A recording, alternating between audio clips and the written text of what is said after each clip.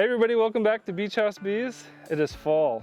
This is the beginning of October and it's the last warm day. It's 80 degrees and it's going to be getting really cold soon. We've actually had some nights where it's freezing temperatures, and so we're going to do our last fall inspection before the winter.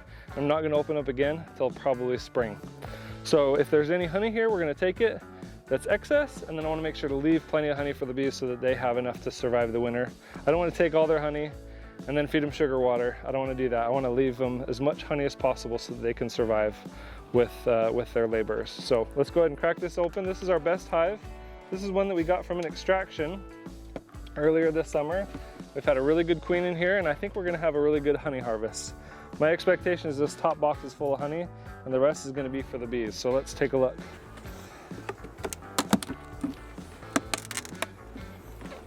Okay, I can already tell you I'm not seeing what I was hoping to see. Not a lot of extra honey in there like I was hoping, but that is okay. Let's take a look around and see what we do have. We might just take this whole box off anyway to make sure they don't have too much space. Because when you're worried about winter coming and the cooler temperatures, you want to make sure that they don't have a lot of open space in the hive that they're trying to keep warm, which will be really difficult. So we're going to take off any extra boxes in here and really consolidate them to only what they need to survive. Okay, just a little bit of bees in here, not too many. I'm going to take this whole box off.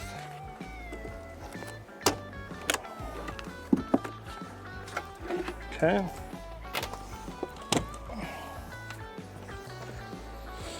All right, now this one looks like it's got quite a bit more honey in it, I can already tell. If this box and this box has all the honey, then I might not take any because I want them to survive the winter with plenty of food storage. Even the bee population isn't as much as I was hoping for. That is full of honey. In the springtime, you want to make sure they always have room to grow, but in the fall and winter, you want to make sure it's as highly dense population as possible. So it looks like this was originally where the brood line was, and this was all brood with honey around the outside. That's a very typical, beautiful pattern.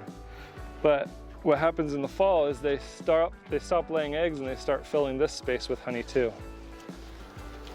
So with these open cells, looks like they're just getting started filling some of it with honey. I can kind of move some of the bees and you can see the honey down inside those cells. This shiny moisture. That tells me they're starting to fill it with honey, but they haven't processed it enough to cap it, which means it's not ready for harvest either. But the bees will enjoy it. I'm not going to take this. I don't think I'm going to harvest any off of this one because they didn't produce excess as I was hoping. This one's still got a little bit of brood on it, which is normal this time of year. Oh, there's even a drone. Those are not normal this time of year.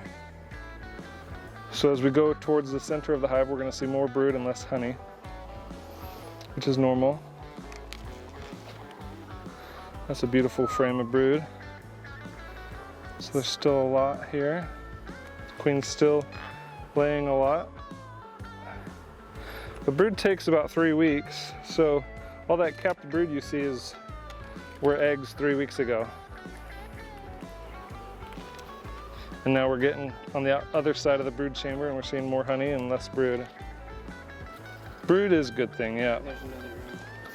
One nice thing about this hive, because it's got a local queen, she's not going to lay eggs all winter like the Italian queens do. She knows the cycles of pollen and the honey flow, and she knows the cycles of the seasons because she's from this locality, which makes her more adept to the environment here, unlike the package bees or transplants from another state that are a little bit less familiar with the seasons and the honey flows. Okay. Well, they have a lot of honey in here, a lot, which is good, but not enough for me to take anything. So I'm just going to close this back up and I'm going to call it good for the season. There's a good amount of bees. We know we've got a good queen still. But we're gonna take that super off that was empty. We wanna make sure they don't have too much space. Now I'm gonna close it up and we'll see them again in the spring. And hopefully they survive the winter well. I'm gonna keep an eye on them. I might put some boxes or some insulation around them just to give them a little bit more protection from the cold weather if it gets really, really cold. But they've got plenty of food storage, a healthy colony, ready for winter. And we'll crack them open again in the springtime and see how they last, see how they do. And hopefully they do well and we can make a bunch of splits off of this local queen and have some really good colonies for next year. So thank you guys for watching Beach House Bees. You can buy our honey at beachhousebees.com and make sure to subscribe and stay tuned for more beekeeping videos.